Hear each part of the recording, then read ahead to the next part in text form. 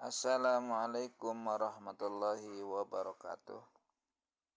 Alhamdulillahi ahalla nikaha lil khasi wal am wa bayyana al halala wal harama minan nisa'i ala lisani man arsalahu rahmatan lil anam. Asyhadu an la ilaha illallahul malikul alam wa asyhadu anna sayyidana Muhammadan abduhu wa rasuluhu asraful anami wa khairul umam. Allahumma salli wa sallim wa barik ala sayyidina Muhammad wa ala alihi wa ashabihi salata wa salama daimaini bilan fisum. Ayuhan nas ittaqullaha bisirri wa alan. Alhamdulillah, pada pertemuan hari ini kita bisa berkumpul di tempat ini dalam acara sama-sama kita membutuhkan saling nasihat menasihati ya. Wa tawassaw bil haq wa tawassaw bis sabr. Oleh karenanya pertama niatkan bersilaturahim dengan hadirin yang hadir pada pertemuan ini. Kemudian niat sasirin sabanyaran tolabul ilmi. Selanjutnya kami mengajak kepada hadirin hadirat bahwa kita selaku hamba Allah, selaku makhluk Allah, ada yang penciptanya itu Allah SWT. Yang namanya makhluk itu diciptakan oleh Khalik. Allah menciptakan manusia berikut makhluk-makhluk yang lain telah mengatur segala urusannya. Itu Allahu Rabbul Alamin. Allah lah yang mengatur alam semesta ini, termasuk mengurus jodoh kita, mengurus kehidupan kita, nasib kita. Allah lah yang mengatur kehidupan kita. Seperti para suami istri calon pengantin termasuk, ini adalah suatu jodoh yang sengaja Allah pertemukan. Terkadang asal mulanya tidak kenal, tapi mungkin dengan lewat apa saja, lewat kita bertemu di medsos, kenalan, nyambung, jika menjadi menjodoh, menjadi bertemu ya. Apabila atau mungkin saja itu sejak kecil dicirian, misalkan ya, dewasa dilamar mungkin saja, ataupun lewat orang ketiga macomlang dipertemukan, itu mungkin saja. Itu jangan wasilah saja, suka ngelantaran. Jadi inti nama telah ditentukan sama Allah, jodoh kita ini, kehidupan kita ini, nasib kita ini Allah yang menentukan ya. Jadi yakin la haula wala quwata illa billahil aliyil azim, tidak ada daya upaya kecuali Allah lah yang punya kekuatan. Harus mantap tauhid. Kemudian manusia hidup ini punya rencana yang panjang, bukan sekedar di dunia saja, tapi sampai ke akhirat, sampai ke surga. Tujuan manusia yang akalnya sehat ingin bahagia dunia dan nanti di akhirat. Di dunia hasanah wa fil akhirati hasanah. Itulah manusia yang akalnya sehat.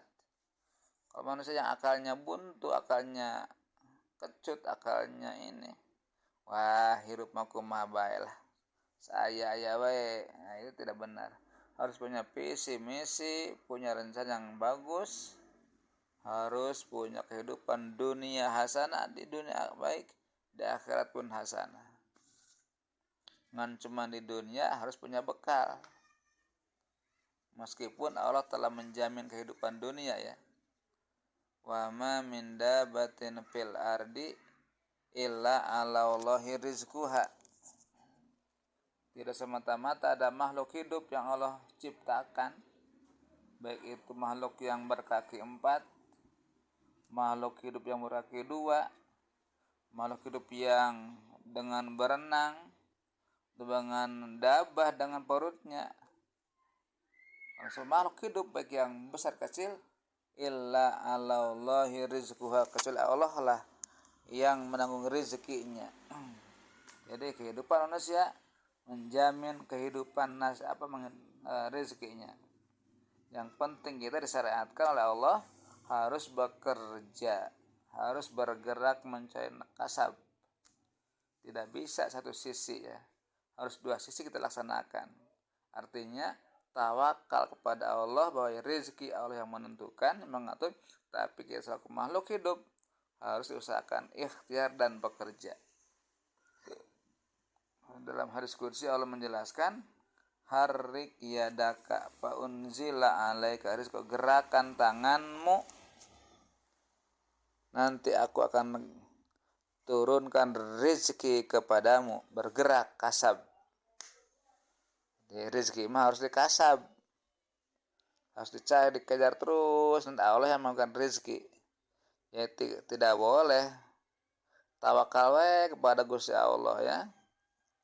Tawakal kepada Allah tapi tidak bekerja, ya pincang. Sebaliknya bekerja terus dengan penuh teori, dengan penuh perhitungan, tapi tidak yakin kepada Allah, tidak beribadah kepada Allah, tidak mantap akhirnya kepada Allah, ya tidak benar. Jadi kita umat Islam harus dua sisi kita laksanakan.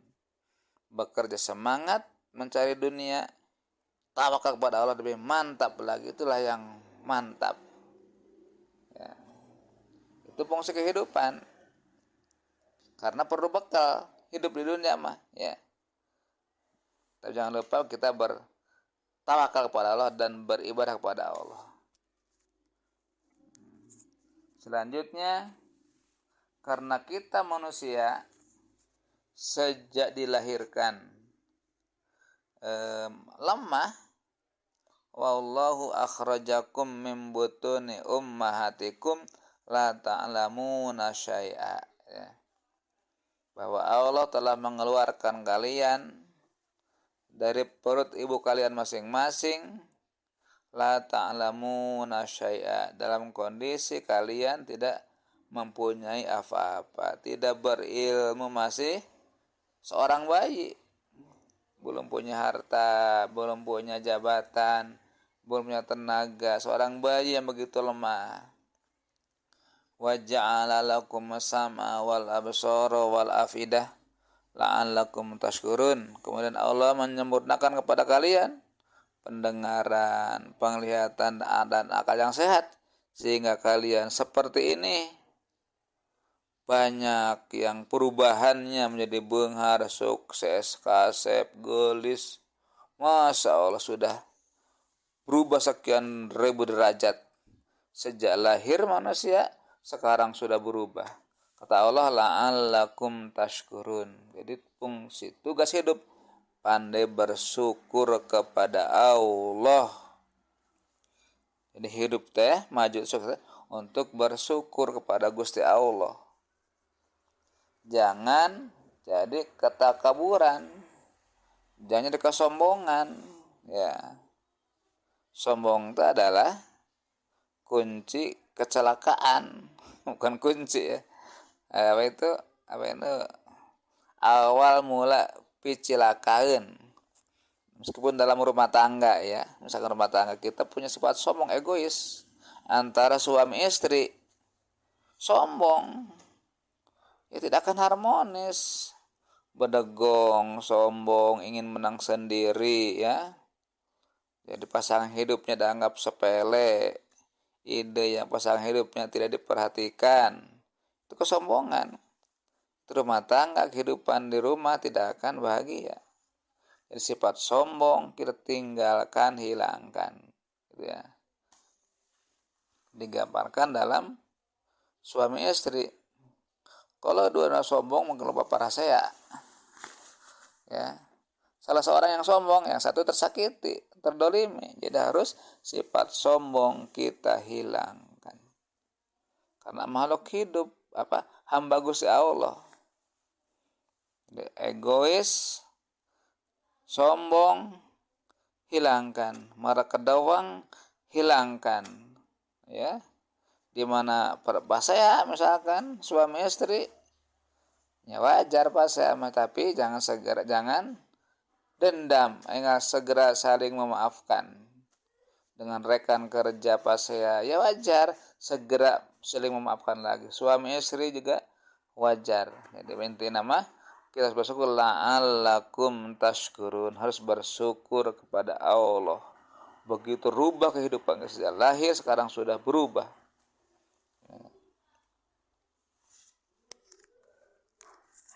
Gitu ya.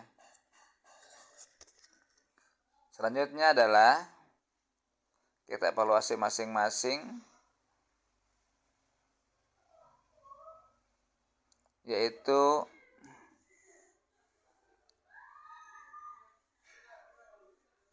kita punya amanat pada suami ini.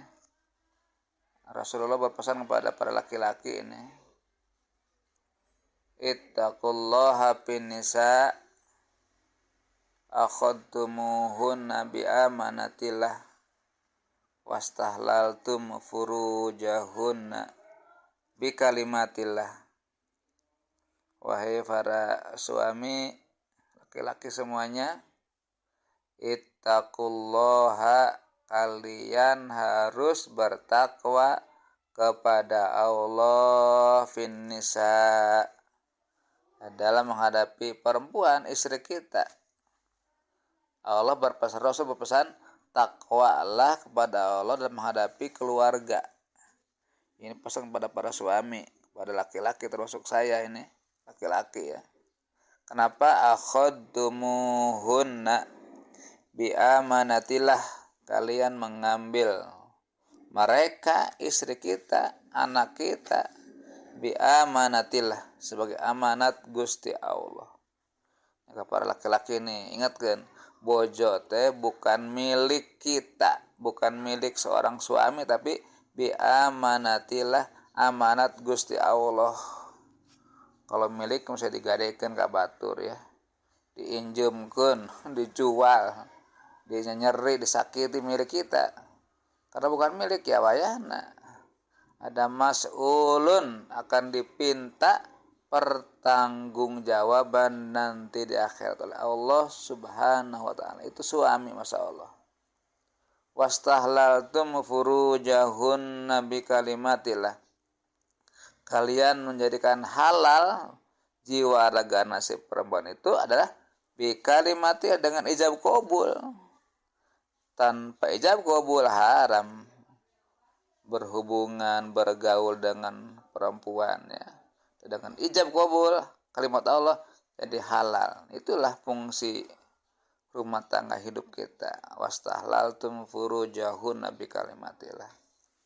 Kemudian para laki-laki ini semua dimanapun, Rasul berpesan, akrimuhunna fala tukbihuhunna, muliakanlah mereka. Jadi bojo teh kalau harus dimuliakan sekemampuan orang, sekemampuan para suami. Akrimuhunna, muliakanlah mereka. Fala tukbihuhunna, jangan kau hinakan, jangan kau sepelekan, jangan kau anggap rendah perempuan, tapi akrimuhunna, muliakanlah mereka. Kalau Anda punya tujuan, punya rencana, punya itu ingin memuliakan keluarga, maka Allah akan memuliakan kalian, akan memperhatikan hidup kalian. Ya. Nah, itu para laki-laki nih. Selanjutnya kepada para ibu-ibu, ini para istri-istri ya. Istri mah tugasnya gampang sekali. Tidak wajib mencari nafkah. Tidak. tapi mengurus rumah tangga sebagai ibu rumah tangga, meskipun ibu sebagai orang yang aktif, yang bekerja, tapi kembali fungsi ke rumah sebagai ibu rumah tangga itu pengatur ekonomi di rumah ya. Idza khairun nisa'i imra'atun idza nadarta ilaiha syarratka wa in amartaha ata'atka wa in ghibta anha hafidatka bimalika wa nafsiha. Para Rasul bersabda, khairun nisa'i imra'atun, sebaik-baiknya perempuan lah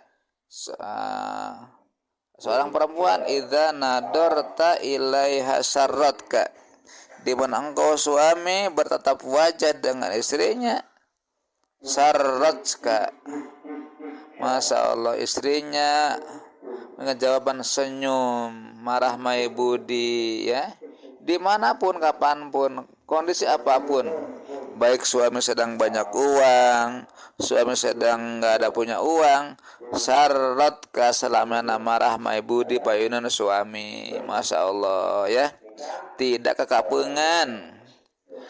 Dari ke abang banyak uang, abang sayang, semangat, ceria, kemudian manja. Ari hiji mangsa suami nuju bokeh, nuju DPHK bekerja, nuju sakit, murang maring, tidak semangat, lesu. Nah, itu tidak baik. Harus selamanya syarat wa in amartaha, atau aska, di mana suami engkau memerintah kepada kepada istri minta bantuan tenaga atau aska taat melaksanakan perintah engkau, di mana disuhunkeun naon bae teh ku suami taat, istri sholihah mah ya. Ngan wayahna seorang suami sing sadar Anda bukan seorang raja, bukan seorang paduka enak bae tutuh titah ka istri dibelakasakeun. Orang sementara duduk di kursi gilang kencana sebagai raja, itu tidak boleh. Jadi pekerjaan kewajiban suami, ngan di mana-mana suami minta bantuan tenaga, si istri wajib taat kepada perintah suami selama perintahnya kita mampu dan tidak melanggar agama dan tidak menyuruh maksiat. Gitu ya. Yang ketiga, wa in ghibta anha hafidatka fi malika wa nafsa, di mana engkau suami sedang jauh pergian, sedang gaib daripada istri adalah orang perempuan yang menjaga rahasia rumah tangga, ngajaga keharmonisan rumah tangga, ngajaga rahasia baik suami maupun tidak ada, selamanya taat baik payunan maupun wujud ayah, itu kunci rumah tangga yang banyak. Nah, insya Allah kita selamanya yang hadir di sini, suaminya, laki-lakinya tanggung jawab, ibunya juga taat setia. Apalagi nanti udah makin tua ini, kebutuhan di rumah itu harus saling pengertian. Jangan sampai di kebutuhan di kasur, misalkan ya, jangan disepelekan, harus saling memenuhi itu. Seseorang mau ingin layani sekemampuan kita ya. Jangan hara rese itu meskipun sudah tua nanti. Ya, jangan disepelekan untuk kebutuhan hajat duaan. Harus dicumpuan masing-masing sekemampuan, semaksimal, sekabisa-bisa. Silakan. Allah mari akal ke orang sadayana ya. Yang penting jangan ada orang yang merasa tidak dilayani. Selanjutnya dalam bab kehidupan ekonomi, kita harus bisa mengatur ekonomi ya. Jangan boros, jangan koret.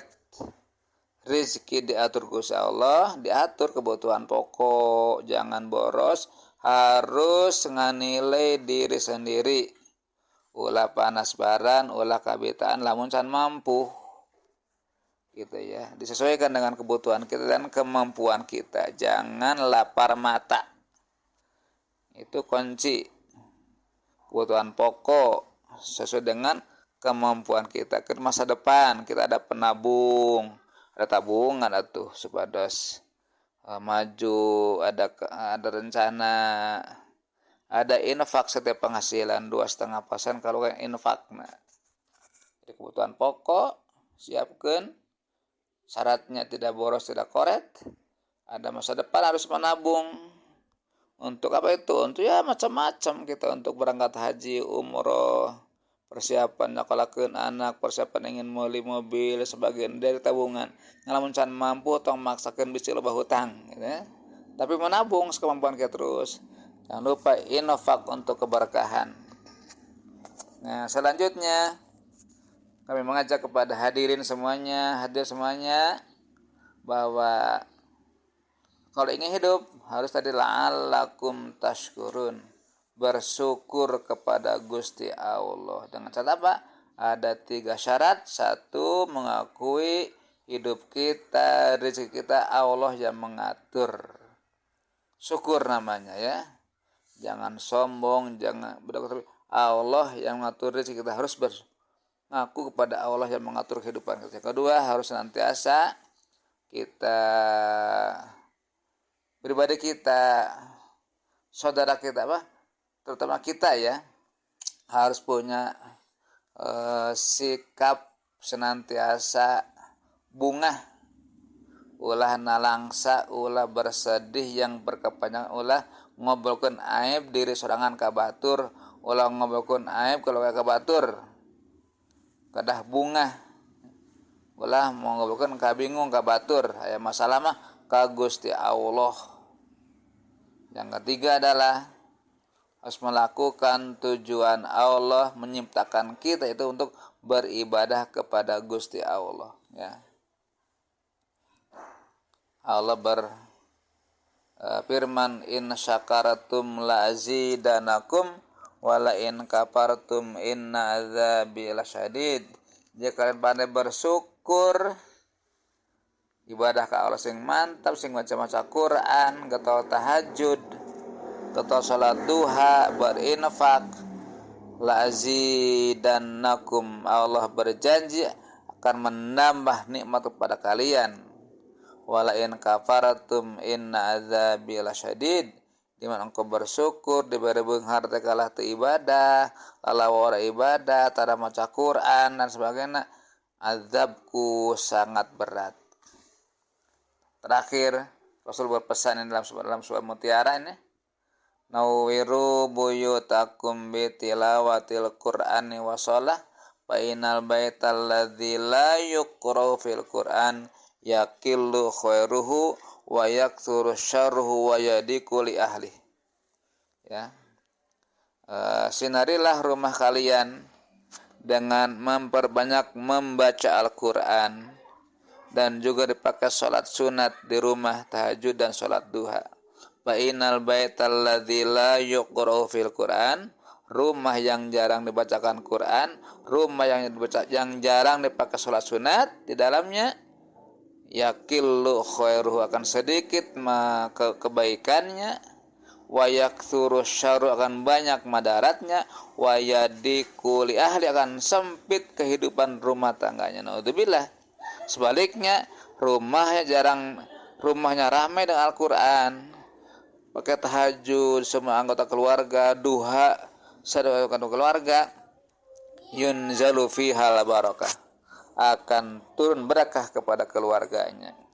Dan terakhir sekali lagi, terakhir pesan nih, kita ini punya orang tua ya, yang telah membesarkan kita, mengandung kita, menyekolahkan, sampai kita jasa orang tua kita, ibu kita, ayah kita. Artinya harus berbuat baik kepada orang tua kita yang sudah meninggal.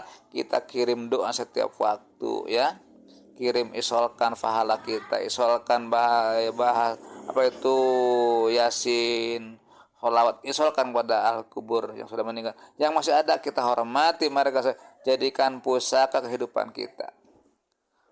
Orang ingin bahagia, hidupnya berkah, hormati orang tua kita. Nah, yang sudah nikah ini, mertua pun wajib kita hormati ya. Tidak bisa satu pihak.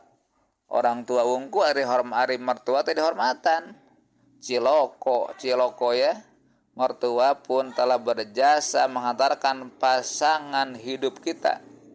Berarti wajib kita hormati orang tua dan mertua, wajib kita hormati.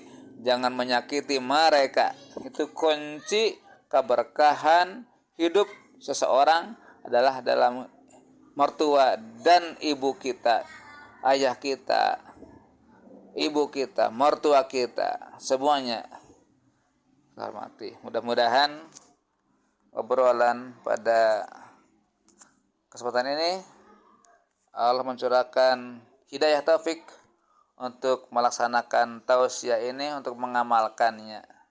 Akhirul kalam, assalamualaikum warahmatullahi wabarakatuh.